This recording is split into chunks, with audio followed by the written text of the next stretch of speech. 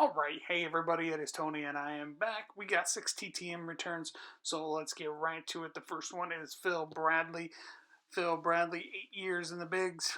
Most of his years were with the Mariners. 5 years he spent in Seattle. Was a one-time All-Star in 1985, and during that year he was voted 16th in the Major League MVP voting race that year. Finished the year just with 192 hits, 33 doubles to go along with the numbers that I put in the slide. Only caught stealing 9 times, which is pretty amazing. He also spent a season with the Phillies, 2 seasons, season and a half really with the Orioles, and then his last season in the bigs was with the White Sox in 1990, where he split between the O's and the Sox in 1990. Phil Bradley. Next TTM is from Mike Bielecki, who helped the Cubs win the NL East in 1989 with an 18-win season. That year he was voted 9th in the National League Cy Young race. Pitched 212 innings that season, which was a career high. He also fanned 147 innings. His 2 best seasons on the strikeout side came in 89 and 90 when he fanned 250 batters between the 2 seasons. I didn't realize how long Mike Bielecki pitched. He pitched it with the Braves in the 1996 World Series. And in that World Series, he pitched 2 games. He totaled 3 innings, walked 3, and struck out 3 in the 6-game series where the Yankees took that series in 6. Next return comes from Mr. Mike Cameron. Mike Cameron I watched come through the White Sox organization on his way to the bigs when he played with the South Bend White Sox. I let him know in my letter of request that I saw him play. That group of 1993 South Bend White Sox won the Midwest League title, so I made sure I threw that in there and told him how much I appreciated all the childhood memories from the early 90s. Mike Cameron played a long time in the bigs, was a one-time All-Star in 2001 with that magnificent Mariners team that unfortunately fizzled in the postseason, but that's how it goes a lot of times. Was 6th in the Rookie of the Year voting in 1997, which was his first full year in the bigs. 95 and 96, he was up and down kind of guy. MVP candidate in 2001 was voted 16th that year. Won 3 Gold Gloves in his career. 2001, 2003, and 2006 with the Padres. Mike Cameron could hit the ball. Didn't have a very good career average, only 249, but had 278 career home runs. Stole 297 career bases. Pretty phenomenal. His best season on the stolen base path was 2001. He swiped 34 bases that year. 25 home runs, 110 RBIs.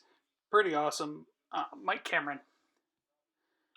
Next return comes from Mr. Roberto Hernandez, who I also saw come through South Bend on his way to the big leagues. Dominant closer until about 2002. And then after that, looks like he was kind of used as middle relief. 2-time All-Star, the 1996 All-Star year might be most well known because he ended up breaking Cal Ripken's nose during a team picture.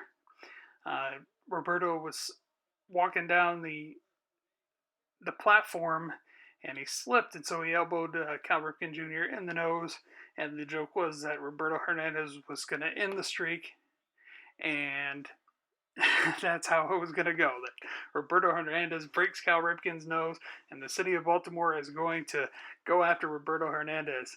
But back to Roberto Hernandez's career, he saved 43 games in 1999 for a really bad Tampa Bay Devil Rays team.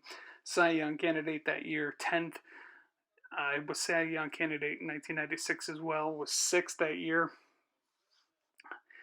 Like I said, after 2002, he only had 8 career saves.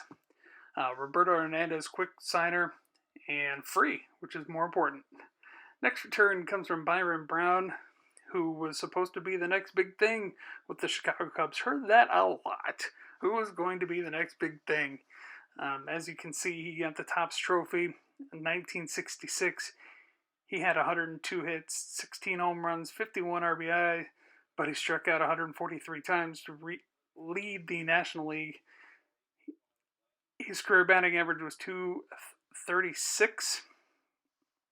And a little side story with Byron Brown. He went to Missouri Western University, which is in St. Joe, Missouri. I did grad school at Northwest Missouri State, which is in Maryville, Missouri. They're like 30, 40 minutes apart, big rivals. In my letter request, I told him how I was a big Cub fan, this, that, and the other, and that I went to Northwest Missouri State. So I had to share that information with him. But a cool piece of history that I didn't really know about Byron Brown was that when he was playing with St. Louis, he was in that trade with Curt Flood, Tim McCarver to go to the Phillies for Dick Allen, Cookie Rojas, and Jerry Johnson. Obviously, we all know the Curt Flood story, but it was cool to see that he was a part of history that changed baseball, going to free agency, and a little bit of history for Byron Brown. Next one is a World Series MVP, Frank Viola. Won the World Series MVP in 1987 when the Twins won that year in 7 games over the hated, very hated St. Louis Cardinals. Hate them more than the White Sox. Frank Viola was an all-star in 88, 90, and 91. Won 24 games in 1988 when he was a Cy Young winner. He pitched 255 innings that year. He fanned 193. His best strikeout season was 89, split between the Twins and the Mets, where he totaled 211 strikeouts, 138 in Minnesota, 73 with the Mets. Was 20-game winner with the Mets in 1990. Had double-digit wins in 91, 92, and 93, and then kind of after that, it was all downhill for Frank Viola. Didn't pitch much between 94 and 96. End of the road for Frank Viola, but it was really cool that Frank Viola signs. He's only $5 per card. When I saw, I think it was Shoebox, got a TTM for Frank Viola. I had to send off as well for $5. Couldn't pass up a Cy Young winner and a World Series MVP. So that's my TTM returns for the week. Thanks for watching, everybody. Bye-bye.